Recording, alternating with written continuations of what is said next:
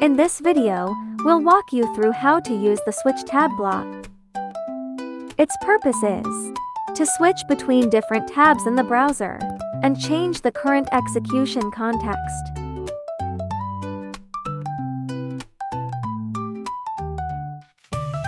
Drag the switch tab block into the canvas. The settings are simple. Just choose the tab you want to switch to here.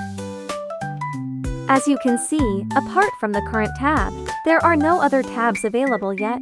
That's because we haven't created any new tabs yet. You can also choose whether to focus on the tab when switching to it. In most cases, we recommend enabling this option, so you can clearly see which tab is currently being operated on. Of course, if you want the automation to run silently in the background, you can disable it.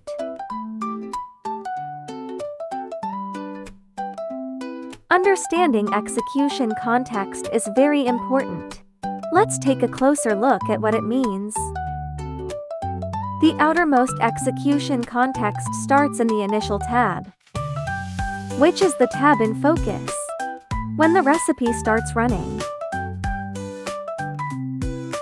When you use the new tab block to open a page, you also create a new context. Blocks inside that tab only runs within that specific context. That's what execution context means. To help you understand better, let's do a fun little demo. For example, finding the same product on Google Shopping.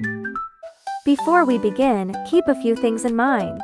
These are keys to making the switch tab block work correctly.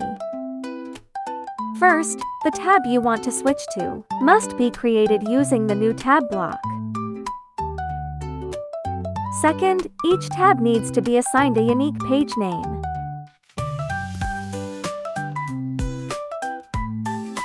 Third, make sure the tab is not closed before it's used, or the switch will fail.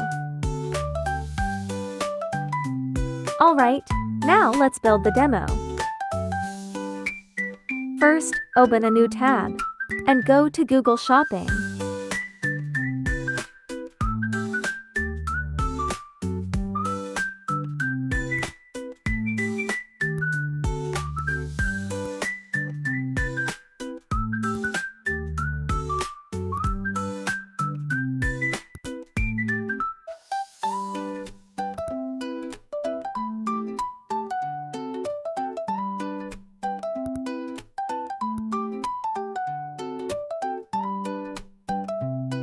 Then, open a second tab and go to an Amazon product page to extract the product image.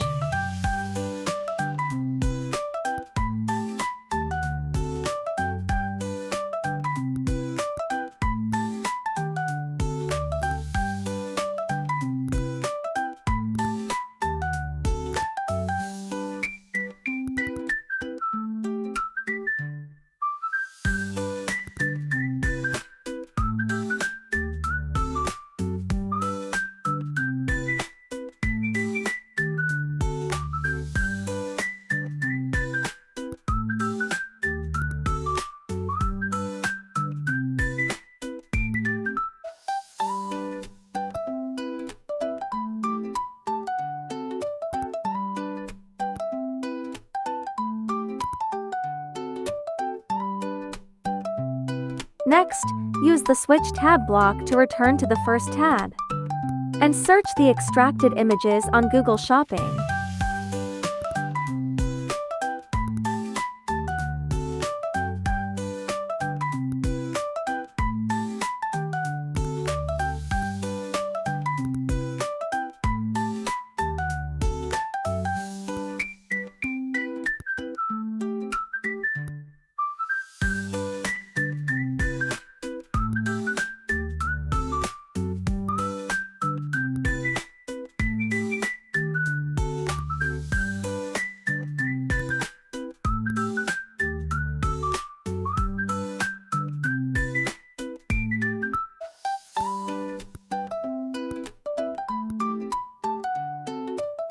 Tip: press the number 1 on your keyboard to select the element.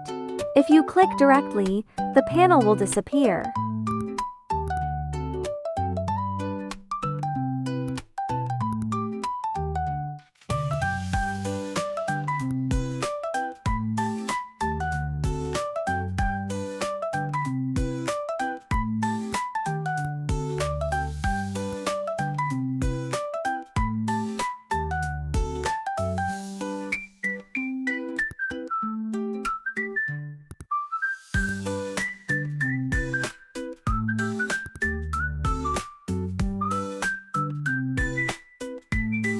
Great! The demo is complete. Let's run it and see how it works.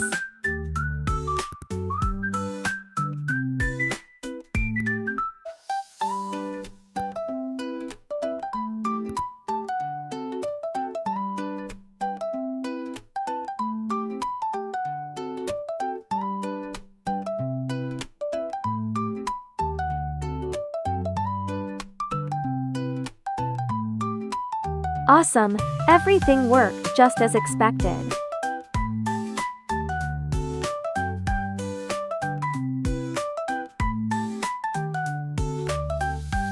In this example, we switched tabs explicitly. You can also take advantage of browser behavior to switch tabs implicitly. When the last tab is closed, the browser returns to the previous tab. Let's tweak the workflow to try this out. It's simple, just follow along.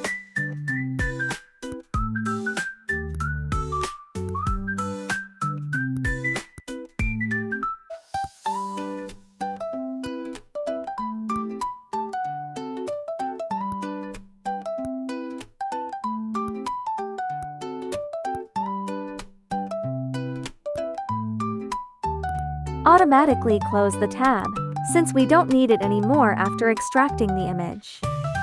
That's it, easy modification.